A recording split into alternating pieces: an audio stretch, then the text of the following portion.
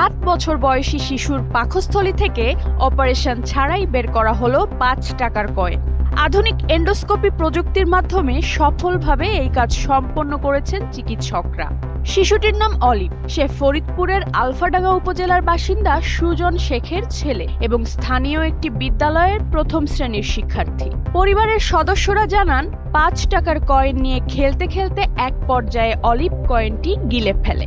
পরে পেটে অস্বস্তি শুরু হলে পরিবারের সদস্যরা দ্রুত তাকে ফরিদপুরের একটি বেসরকারি হাসপাতালে নিয়ে যান। পরীক্ষা নিরীক্ষা করে চিকিৎসকরা দেখতে পান কয়েনটি শিশুর পাকস্থলীতে আটকে রয়েছে। পারফেক্ট ব্লেন্ডের ফ্রেশ মশলা, ভালোবাসার স্বাদ অটুট থাক। এরপর মঙ্গলবার হাসপাতালটির গ্যাস্ট্রোলিভার সেন্টারের চিকিৎসক ডাক্তার নিমাই দাসের নেতৃত্বে একটি দক্ষ মেডিকেল টিম এন্ডোস্কোপির মাধ্যমে কয়েনটি সফলভাবে অপসারণ করেন। কয়েনটি বের করার পর শিশুটি সুস্থ রয়েছে এবং স্বস্তি ফিরেছে তার পরিবারে। ডাক্তার নিমাই দাস বলেন, আধুনিক এন্ডোস্কোপি প্রযুক্তির মাধ্যমে বর্তমানে পাকস্থলী কিংবা খাদ্যনালীতে আটকে থাকা বিভিন্ন বস্তু নিরাপদ ও তুলনামূলক কম ঝুঁকিতে অপসারণ করা সম্ভব হচ্ছে।